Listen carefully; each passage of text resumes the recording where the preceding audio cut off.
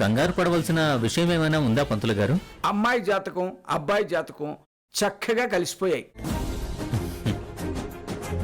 కానీ ఏంటి శాస్త్రి గారు? వీళ్ళిద్దరికీ పెళ్లి కావటం ఒకటే సమస్య. అంటే ఈ పెళ్లికి మాత్రం 1001 విఘ్నాలు ఎదురవుతాయి.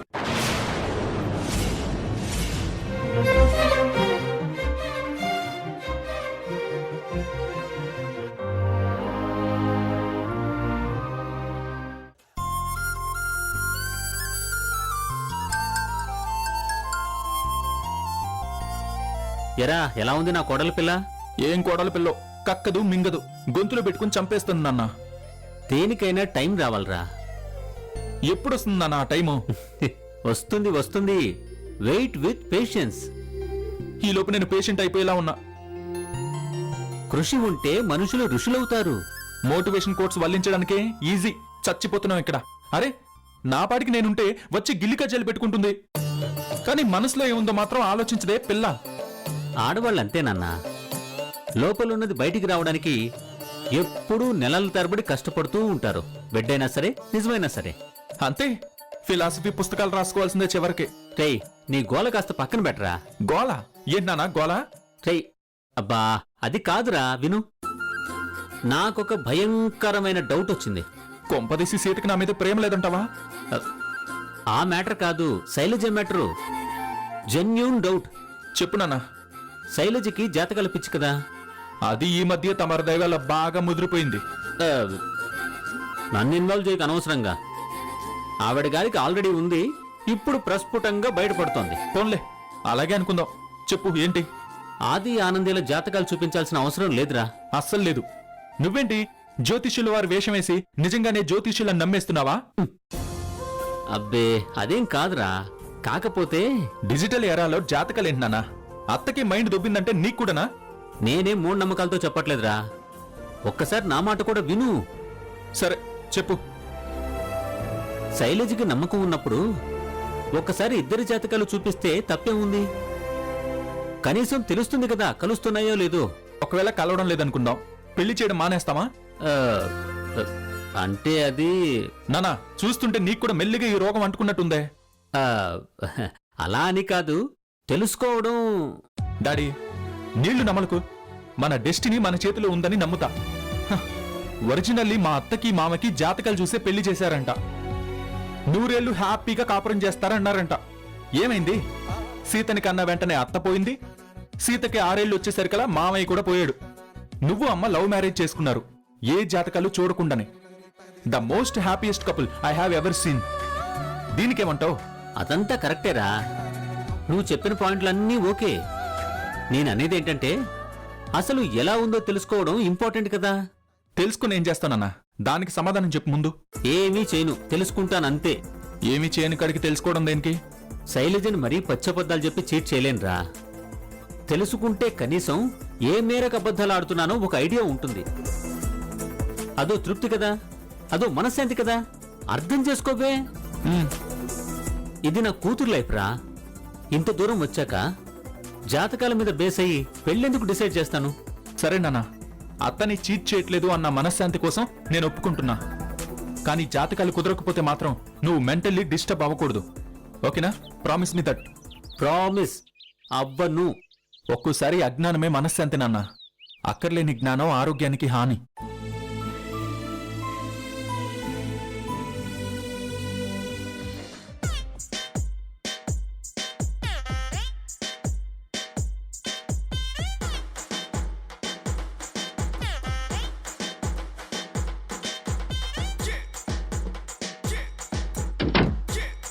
ఏమే మన అమ్మాయినా ఇంత త్వరగా ఎవరు చెప్పకుండా స్నానం చేసి వచ్చేసింది?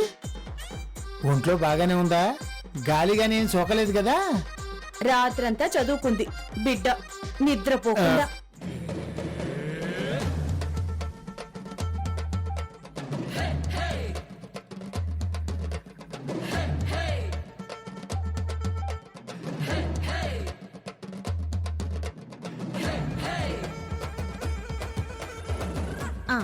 Ram has 4 brothers. Brother number 1 Lakshman, brother number 2 Bharat, brother number 3 Shatrughna, number 4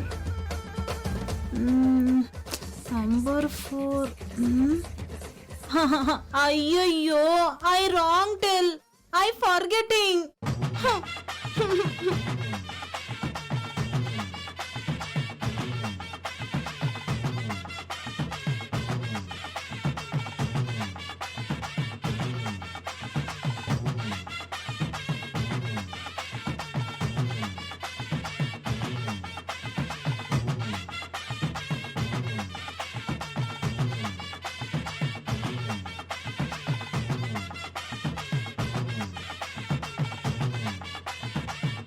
అమ్మా, ఐ గోయింగ్.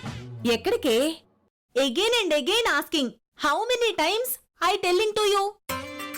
అబ్బో అబ్బో, నా కూతురు ఇంగ్లీష్ లో మాట్లాడేస్తుంది. అర్థమవుతుందా అదేమవుతుందా? మళ్ళీ మళ్ళీ అడుగుతావేంటి పిచ్చి తల్లి? ఎన్నిసార్లు చెప్పాలి నీకు అంటోంది. ఓ correct correct. I falling reading. హా? నేను పడి పడి చదువుతున్నాను. వై? ఎందుకు? I now aunty house going. నేనిప్పుడు అత్తింటికి వెళ్తున్నాను. Adi brother in law to lesson loan telling. Adi బావకి పాఠం చెప్పబోతున్నాను. Yes yes. అవును అవును. No disturbing. డిస్టర్బ్ చేయొద్దు. Okay, bye bye. Bye bye. Little milk drink you. హా? అబ్బో అబ్బో, మీ అమ్మ కూడా ఇంగ్లీష్ వచ్చేసింది. కొంచెం పాలు తాగుతావా అని అడుగుతోంది. No, now not. లేదు, ఇప్పుడు కాదు. Okay bye. బాయ్. అబ్బో అబ్బో అబ్బో, మొత్తం ఫ్యామిలీ ఇంగ్లీష్ ఫ్యామిలీ అయిపోతుంది. ఇక నా చెల్లై కాదని ఎట్టా ఉంటుంది ఈ సంబంధానికి? చూస్తా.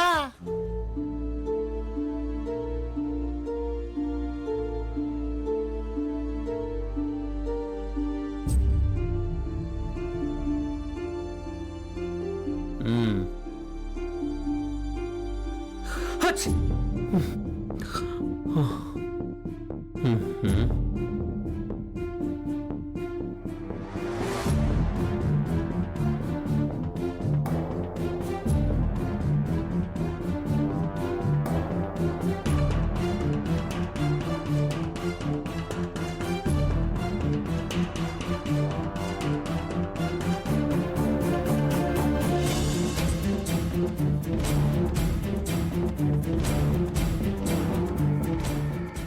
హచ్!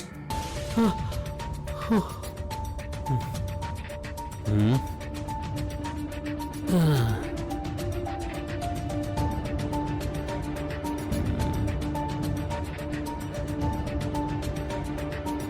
ఇదేమిటి? శుభమాని జాతకాలు చూపించడానికి బయలుదేరుతుంటే ఇలా తుమ్ములొస్తున్నాయి. రాము అన్నట్టు నాకు కూడా మూఢనమ్మకాలు వచ్చేస్తున్నట్టున్నాయి. అమ్మో, మనం ఈ ట్రాప్లో పడకూడదు.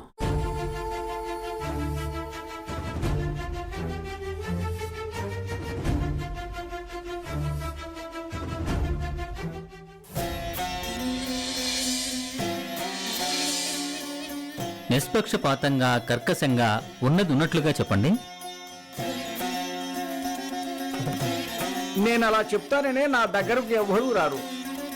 జ్యోతిష్యులమని వేషాలు వేసుకొని తీయగా మాట్లాడుతూ పబ్బం గడుపుకునే వాళ్ళ దగ్గరికే అందరూ వెళతారు. వేషాలు వేసుకునే వారి గురించి మనం ఏమని చెప్పగలం పంతులు గారు?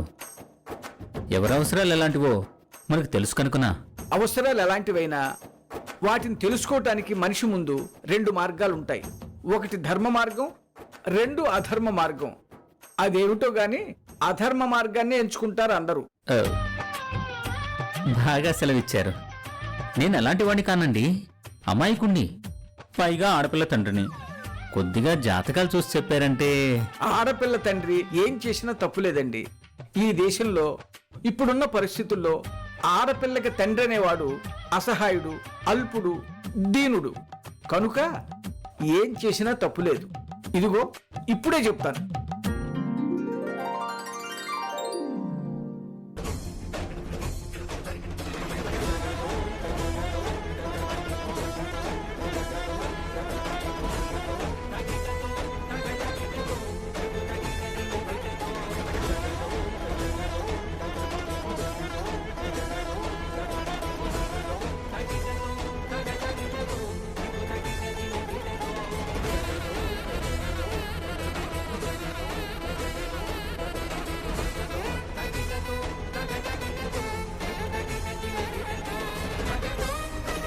ఏంటి ఈయన గారి హావభావాలు అంతకంతకీ మారిపోతున్నాయి.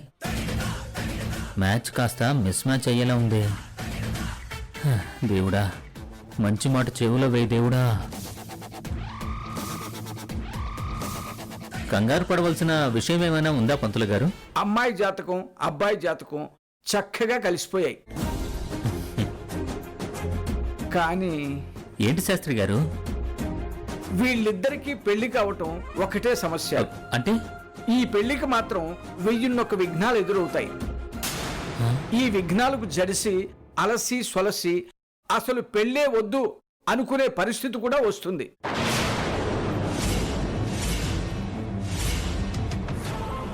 కానీ వాటికి తల వంచకుండా అన్నిటినీ పరిష్కరించుకుంటూ సంకల్ప బలంతో పెళ్లి చేయాలి. పెళ్ళయ్యాక అంతా బాగుంటుంది కదా? దివ్యంగా ఉంటుంది. ఇద్దరి మధ్య పొత్తు 100కి 100 ఉంటుంది. చిలక గోరింకల్లా పార్వతీ పరమేశ్వరుల్లా చక్కగా కాపురం చేసుకుంటారు. అమ్మయ్యా, నా నెత్తి మీద పాలు పోశారు శాస్త్రి గారు. కానీ ఒక్క విషయం గుర్తుపెట్టుకోవాలి, పెళ్ళి అయ్యేదాకా అడుగడుగునా సమస్యలే.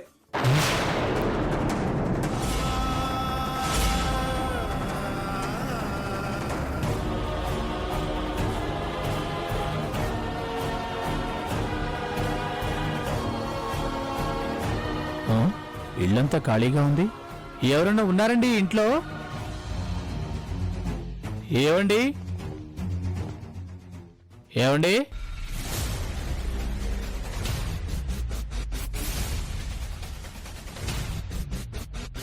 శైలజ మేడం గారు ఉన్నారండి? మీరెవరు? నా పేరు వీర వెంకట సుబ్రహ్మణ్య శాస్త్రి. అబ్బో, చాలా పెద్ద పేరే. ఆదిబాబు చదివే కాలేజీలోనే నేను ప్రొఫెసర్ని.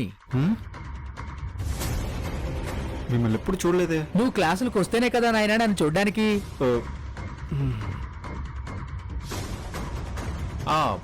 ఇంతకీ ఎందుకు వచ్చారు? కాలేజ్కి డొనేషన్లు ఏమన్నా కావాలా? ఆహా, అమ్మగారికి ఒక నిజం విన్నవిద్దామని వచ్చానండి. చెప్పండి. ఆదిబాబు కాలేజీకి ఈ మధ్య అసలు రావడమే లేదమ్మా.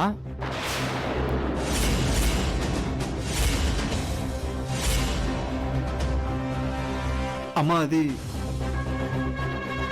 మీరు చెప్పండి. చిత్తం, బాబు కాలేజీకి రాకపోగా ఒక అమ్మాయితో పార్కులు సినిమాలంటూ తిరుగుతున్నాడండి. కాలేజీలో చెట్ల కింద ఒక చిన్న సైజు కాపురమే పెట్టేశాడు.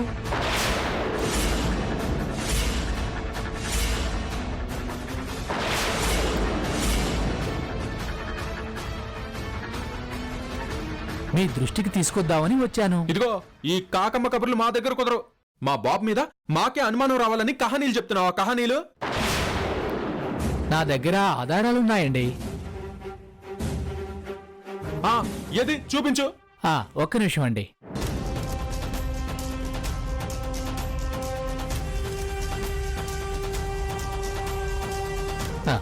ఇప్పుడు వినండి. నిన్న కాలేజ్కి రాలేదే. నైట్ అంతా అమ్మతో యుఎస్లో మాట్లాడుతూ కూర్చున్నా. నిద్రపోలేదు. పొద్దున్న లేటుగా లేచాను. అప్పటికే టైం అయిపోయింది. మా అమ్మ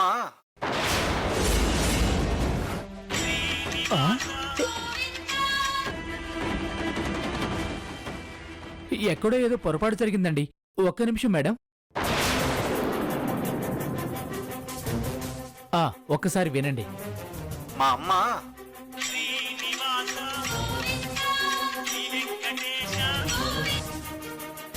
వన్ మోర్ ఛాన్స్ మేడం.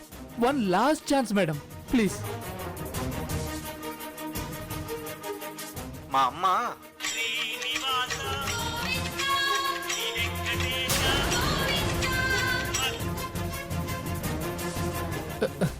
ఏయ్, ఏంటిదంతా? అది నువ్వు బాగత్తా, నేను మాట్లాడతాగా. బుల్లడా ఇట్రా. ప్రొఫెసర్ గారు, మేమే చేసుకోవచ్చా? వద్దు వద్దు వద్దు వద్దు. పర్లేదులేండి, బాగుంటుంది. ఏంటి, నువ్వు ప్రొఫెసర్వా? అది మా బుల్లుడు కాలేజ్లోనా? అవును. ఇంతకీ తమరు ఏం పాఠాలు చెప్తారండి? బాటనీ. ఆ? బాటనీ. అబ్బా, ఆర్ట్స్ లో బాటనీ. అబ్బా, చాలా టాలెంట్ ఉందా నీకు? ఏయ్ ఎవరు నువ్వు? అత్త వీడు బీకామ్ లో ఫిజిక్స్ బాపుతత్త, నీకు ఇంకా అర్థం కాలేదా? బాగుంది.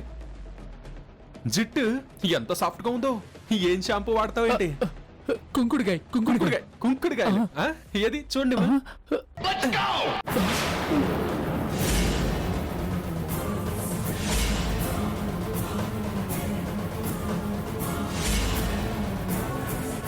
రే లడ్డు నువ్వా? నీ బుల్లోడా నువ్వు ఆగు బుల్లోడా. మన చేతికెందుకు మట్టి? ఎలా హ్యాండిల్ చేయాలో అలా నేను చేస్తాను కదా. పట్టుకోండి, రండి. రండి. హలో, చెప్పరా, ఎవరు పంపారా?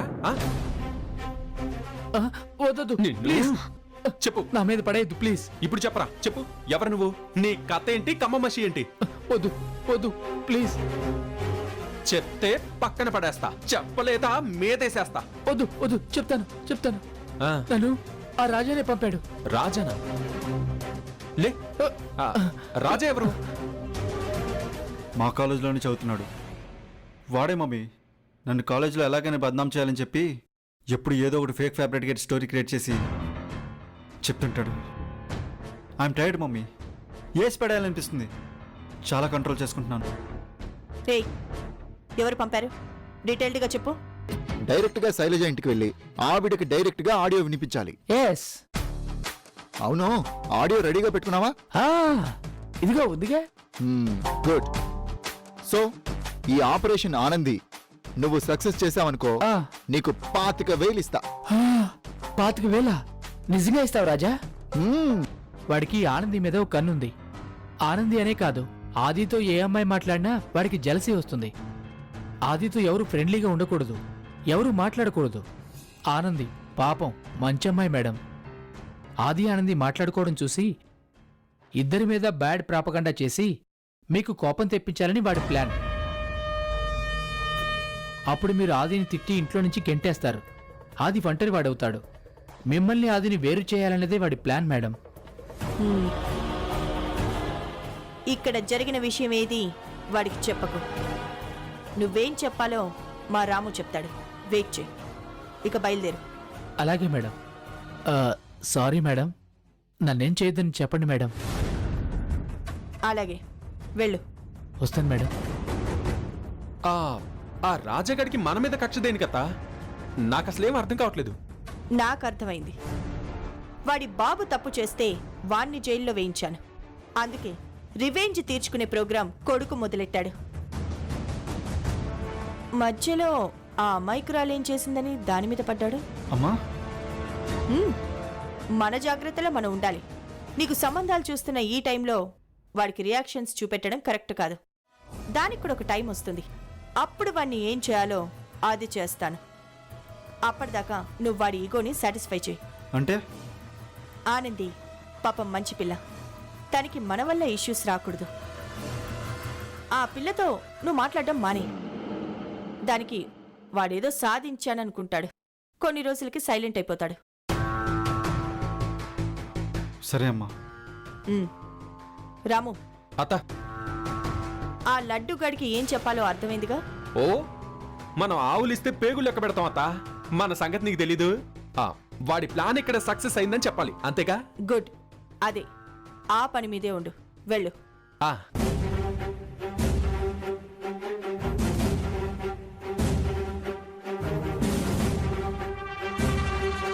సారీ రాము, ఏదో డబ్బు కోసం ఒప్పుకున్నాను. డబ్బు కోసం అడ్డమైన గడ్డి తింటావా? చేయడానికి పని లేదు, చదువు మీద శ్రద్ధ రావడం లేదు. ఈ తాగుడు కూడా ఎందుకు అలవాటైందనుకున్నావు? బాధలు మర్చిపోవడానికి. బ్యాడ్ గ్యాంగ్తో చేరి బ్యాడ్ హ్యాబిట్ వచ్చింది. బ్యాడ్ అని తెలిసాక వదిలించుకోవచ్చు కదా. నాకు వదిలించుకోవాలనే ఉంది. కానీ ఆ రాజాగాడు అప్పుడప్పుడు ఎంతో కొంత డబ్బులిస్తుంటాడు కదా, వాటి కోసం. ఇష్టం లేకపోయినా ఆ గ్యాంగ్లో ఉన్నాను. ఇప్పుడు కూడా ఈ ఆపరేషన్ సక్సెస్ అయితే 25,000 ఇస్తానన్నాడు వాడు. చేసే వెధవ పనికి మళ్ళీ ఆపరేషన్ అని పేరొకటి. ఇండియన్ ఆర్మీ యూజ్ చేయాల్సిన మాటని ప్రతి అడ్డగాడిద యూజ్ చేస్తున్నాడు. సారీ రాము, కానీ నువ్వు చెప్పినట్టు నేను ఆడియో ప్లేస్లో సాంగ్ వచ్చేలా చేశాను కదా. చేక చస్తావా? ఎముకలు ఏరేసేవాడిని. అంతే అనుకో. సరే, మరి ఇప్పుడు వాడికి ఏం చెప్పమంటావు? ఇందాకటి నుంచి ఫోన్లు చేసి చంపుతున్నాడు వాడు. వాడు చెప్పినట్టే చేశానని చెప్పు. వాడు అనుకున్నట్టే జరుగుతుంది అని చెప్పు. శైలజ మేడం ఆదిని తిట్టి కొట్టి బుర్ర రాంగ్ కీర్తన పాడించిందని చెప్పు. సరే, అయినా ఎన్నాళ్ళని ఇలాంటి సంపాదన మీద ఆధారపడి ఉంటావు? ఒక పంచి, నేను నీకు బిజినెస్ పెట్టడానికి అవసరమైన డబ్బు ఇప్పిస్తాను. మంచి వ్యాపారం పెట్టుకో. నీ కాళ్ళ మీద నువ్వు నిలబడు. Thank you Ramu, thank you so much. ఆ రాజుతో వాడి నమ్మకస్తులానే కంటిన్యూ అవ్వు, సరేనా? రాము, సరే సరే రాము.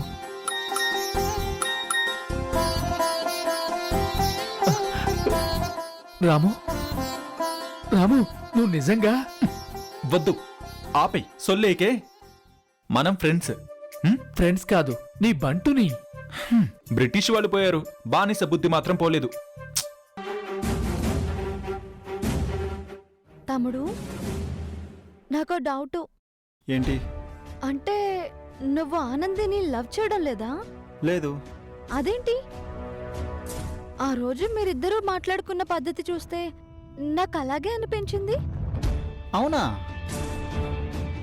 నాకెందుకో ఏదో దాస్తున్నట్టుగా డౌట్గా ఉందేంటి? ఉందా? ఆ నీకే డౌట్ వచ్చిందంటే నాకు కూడా ఇప్పుడు డౌట్ వస్తుంది. ఏమో, నేను కూడా ఆనందికి పడిపోయానేమో. మనం ఒకళ్ళకి పడిపోయామో లేదో ఎలా మరి కనుక్కోవడం?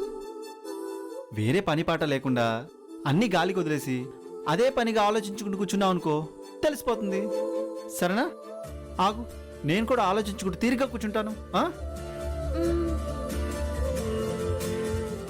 ఓహో, అన్నీ వదిలేసి ఆలోచిస్తూ కూర్చోవాలా? మనకంత తీరికెక్కడిది? ఏయ్, వెళ్ళు, వేడివేడి కాఫీ పట్రా. సరే పిన్ని.